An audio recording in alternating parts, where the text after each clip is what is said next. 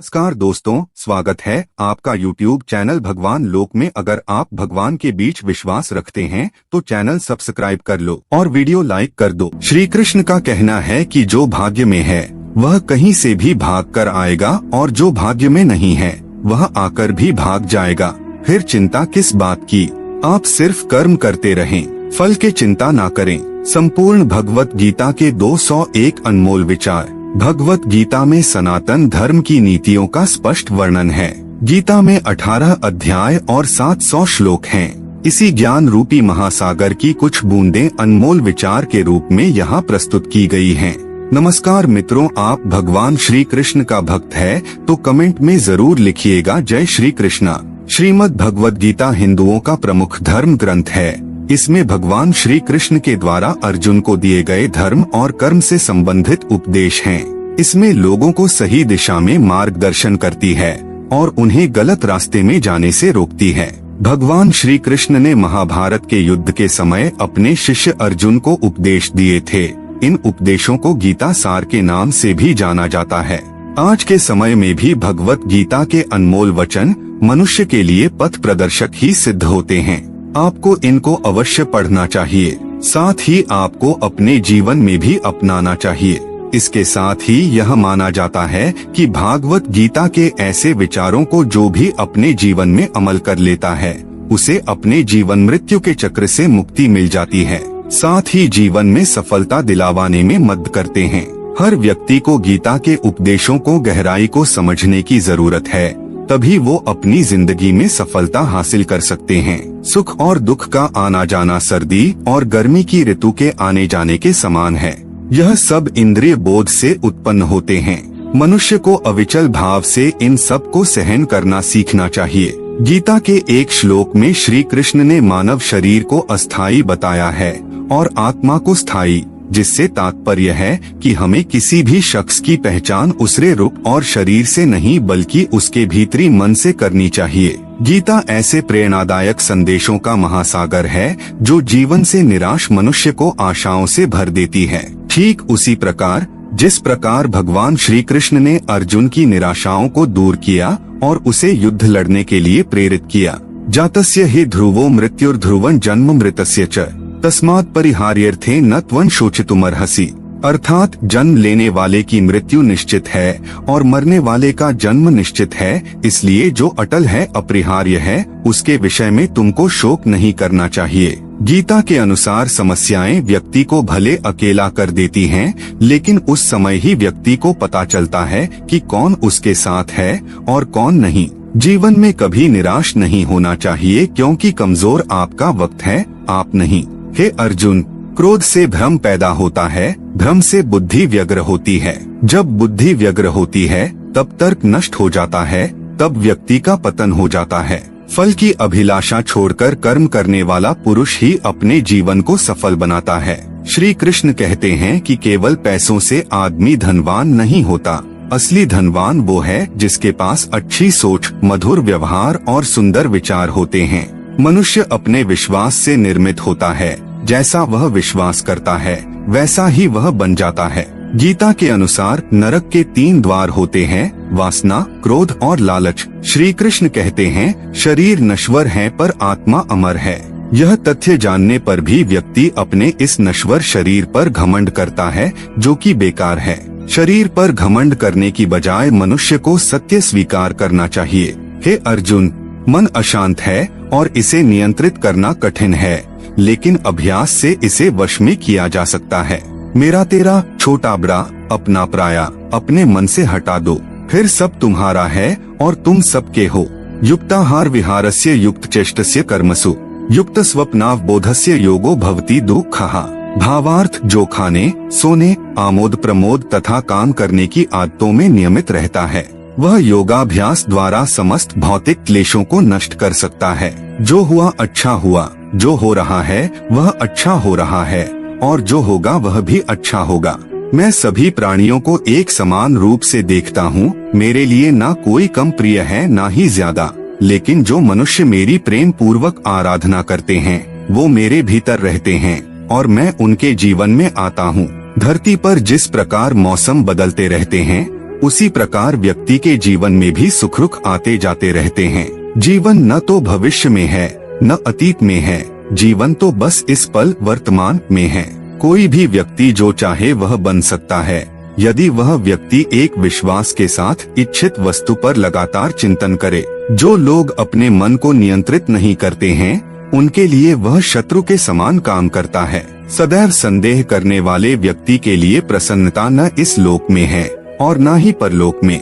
हे अर्जुन, तुम्हारा क्या गया जो तुम रोते हो? तुम क्या लाए थे जो तुमने खो दिया? तुमने क्या पैदा किया था जो नष्ट हो गया? तुमने जो लिया यहीं से लिया, जो दिया यहीं पर दिया। जो आज तुम्हारा है कल किसी और का होगा, क्योंकि परिवर्तन ही संसार का नियम है। जन्म लेने वाले के लिए मृत्यु उतनी ही निश्चित है जितना कि मरने वाले के लिए जन्म लेना। इसलिए जो अपरिहार्य है उस पर शोक नहीं करना चाहिए। हे अर्जुन, जो कोई भी व्यक्ति जिस किसी भी देवता की पूजा विश्वास के साथ करने की इच्छा रखता है, मैं उस व्यक्ति का विश्वास उसी देवता में दृढ़ कर देता हूँ। वह व्यक्ति जो सभी इच्छाएं त्याग देता है और मैं और मेरा की लालसा और भावना से मुक्त हो जाता है, उसे अपार शांति की प्राप्ति होती है। जो होने वाला है वो होकर ही रहता है और जो नहीं होने वाला वह कभी नहीं होता। ऐसा निश्चय जिनकी बुद्धि में होता है, उन्हें चिंता कभी नहीं सताती है। समय से पहले और भाग्य से अधिक कभी किसी को कुछ नहीं मिलता है। जो व्यवहार आपको दूसरों से पसंद ना हो, ऐसा व्यवहार आप दूसरों के साथ भी ना करें। जब जब इस धरती पर पाप, अहंकार और अधर्म बढ़ेगा, तो उसका विनाश कर पुण्य धर्म की स्थापना करने हेतु मैं अवश्य अवतार लेता रहूंगा। हे अर्जुन, मैं भूतकाल, वर्तमान और भविष्य काल के सभी जीवों को जानता हूँ, लेकिन वास्तविकता में कोई मुझे नहीं जानता है। केवल व्यक्ति का मन ही किसी का मित्र और शत्रु होता है। अच्छे कर्म करने के बावजूद भी लोग केवल आपकी बुराइयां ही याद रखेंगे। इसलिए लोग क्या कहते हैं इस पर ध्यान मत दो, तुम अपना काम करते रहो। मनुष्य को परिणाम की चिंता किए बिना लोभ, लालच और निस्वार्थ और निष्पक्ष होकर अपने कर्तव्यों का पालन करना चाहिए। मानव कल्याण ही भगवत गीता का प्रमुख उद्देश्य है। इसलिए मनुष्य को अपने कर्तव्यों का पालन करते समय मानव कल्याण को प्राथमिकता देना चाहिए। मनुष्य को जीवन की चुनौतियों से भागना नहीं चाहिए और न ही भाग्य और ईश्वर की इच्छा जैसे बहानों का प्रयोग करना चाहिए। अपने आप को भगवान के प्रति समर्पित कर दो, यही सबसे बड़ा सहारा है। जो कोई भी इस सहारे को पहचान गया है, वह डर, चिंता और दुखों से आजाद रहता है। न तो यह शरीर तुम्हारा है और न ही तुम इस शरीर के मालिक हो। यह शरीर 5 तत्वों से बना है, आग, जल, वायु, पृथ्वी और आकाश। एक दिन यह शरीर इन्हीं 5 तत्वों में विलीन हो जाएगा। जब इंसान अपने काम में आनंद खोज लेते हैं, तब वे पूर्णता प्राप्त करते हैं। हे अर्जुन, मैं धरती का मधुर सुगंध हूँ, मैं अग्नि की ऊष्मा हूँ। सभी जीवित प्राणियों का जीवन और सन्यासियों का आत्मसंयम भी मैं ही हूँ। मन की गतिविधियों, होश, श्वास और भावनाओं के माध्यम से भगवान की शक्ति सदा तुम्हारे साथ है।